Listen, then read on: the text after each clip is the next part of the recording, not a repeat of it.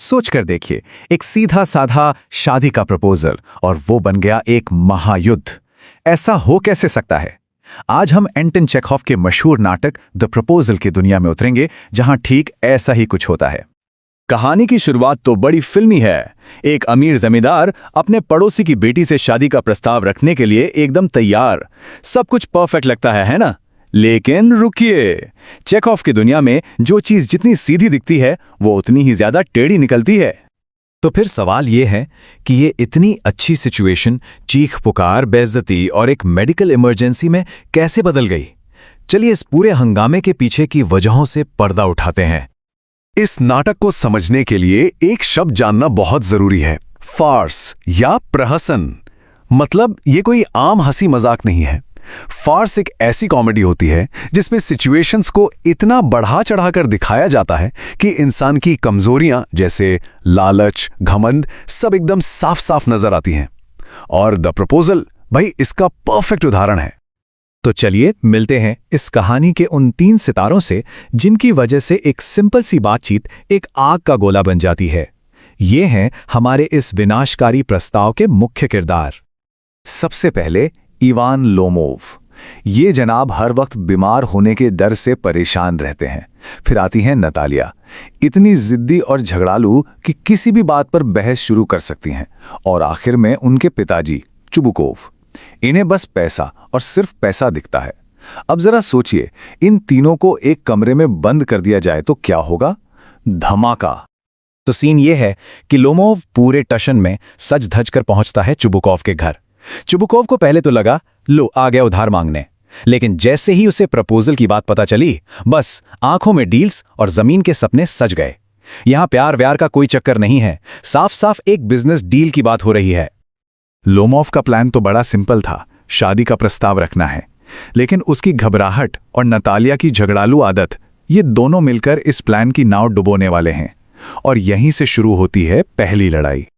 Lomov बेचारा थोड़ा romantic माहौल बनाने की कोशिश करता है, लेकिन घबराहट में बात को घुमा फिरा कर ले जाता है जमीन पर। और प्रपोज करने की जगह वो जिक्र कर देता है ऑक्सन मीडोज नाम की एक जमीन का। बस यही थी वो चिंगारी जिसने आग लगा दी। और नतालिया को तो जैसे मौका ही चाहिए था, फौरन बोल पड़ती हैं, ऑक्सन मीडोज तो हमारे हैं।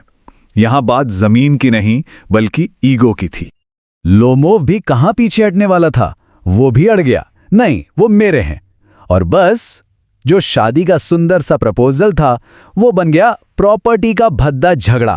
प्रस्ताव, अरे वो तो सब भूल ही गए। और फिर क्या था? बात आगे बढ़ी और पर्सनल अटैक शुरू हो गए। जमीन हड़पने वाले से लेकर मुकदमेबाज तक सब कुछ कहा गया। यहां तक कि उनके दादा परदादा को भी नहीं छोड़ा। इतना सब कुछ हो गया कि असल मुद्दा तो कहीं खो ही गया। अब लग रहा होगा कि बस अब शांति हो जाएगी, है ना? जी नहीं, बिल्कुल नहीं। इनके पास झगड़ों का स्टॉक खत्म नहीं होता। एक झगड़ा खत्म तो दूसरा शुरू। जैसे ही नतालिया को पता चलता है कि हाथ आया शादी का मौका निकल गया, उसके तो होश उड़ जाते हैं। वो ड्रामा करके लोमोव को वापस बुलवाती है। लेकिन क्या इस बार शांति से बात होती है? अरे कहाँ, लोमोव के आते ही एक नया और भी बेमतलब का झगड़ा शुरू हो जाता है। और इस बार झगड़े का टॉपिक क्या है? जमीन नहीं, उनके कुत्ते। किसका कुत्ता बेहतर है, नतालिया का स्क्वीजर या लोमोव का गैस? और इस बात पर ऐसी बहस छिड़ती है जैसे देश का भविष्य इसी पर टिका हो।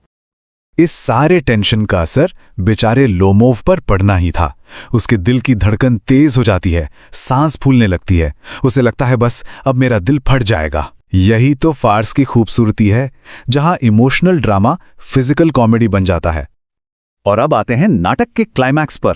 यहां हंगामा अपने पीक पर है और हां, प्रपोजल भी होता है, लेकिन जैसा सोचा गया था वैसा बिल्कुल नहीं। कुत्तों पर बहस इतनी बढ़ जाती है कि बेचारा लोमोव टेंशन झेल नहीं पाता और बेहोश होकर गिर पड़ता है, बिल्कुल ऐसे जैसे मर गया हो। यह इस नाटक का सबसे मजेदार और नाटकीय मोमेंट है, जहां लॉजिक का दूर दूर तक कोई नामो निशान नहीं है। लोमोव को जमीन पर पड़ा देख नतालिया और चुबुकोव घबरा जाते हैं, पर उन्हें लोमोव की चिंता नहीं है। उन्हें तो इस बात का डर है कि अब उनका क्या होगा। उनकी ये घबराहट भी उनके लालच को ही दिखाती है। तो इस सबसे क्या सीखने को मिला? शादी प्रपोज करने का सबसे खराब तरीका क्या है? स्टेप 1, जमीन पर झगड़ा करो। स्टेप 2, कुत्तों पर बहस करो। स्टेप 3, एक मेडिकल इमरजेंसी ले आओ। और स्टेप 4, मजबूरी में सगाई कर लो। ये लीजिए, डिजास्टर प्रपोजल की रेसिपी तैयार है। लेकिन इस सारे हंसी मजाक और हंगामे के पीछे चेखोव का एक बहुत गहरा संदेश छिपा है। ये सिर्फ एक कॉमेडी नहीं है, ये एक चेतावनी है। तो ये नाटक असल में क्या बताता है? सबसे पहले कि उस दौर में शादी प्यार नहीं, एक बिजनेस डील हुआ करती थी। प्रॉपर्टी और पैसा फीलिंग से ज्यादा जरूरी थे।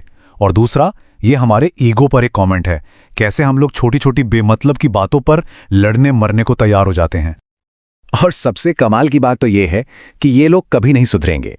सगाई हो गई और उसके ठीक बाद इनका पहला काम क्या होता है? वापस कुत्तों पर झगड़ा शुरू करना। इससे साफ है कि इनकी आने वाली जिंदगी भी ऐसे ही झगड़ों में बीतने वाली है। और नाटक का एंड कैसे होता है?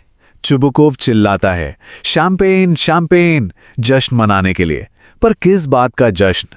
एक ऐसे रिश्ते का जो शुरू होने से पहले ही बर्बाद हो चुका है। ये शैंपेन उस कड़वी सच्चाई पर पर्दा डालने की एक नाकाम कोशिश है। आखिर में एक सवाल हम सबके लिए है। चेखोव ने ये नाटक 100 साल से भी पहले लिखा था, पर क्या इंसान बदला है? आज के ऑक्सन मीडोज क्या हैं? शायद सोशल मीडिया पर एक फालतू का कमेंट या रोड रेज का कोई छोटा सा किस्सा। ये नाटक याद दिलाता है कि इंसान की बेवकूफियां वक्त के साथ नहीं बदलती। सोचने वाली बात है ना?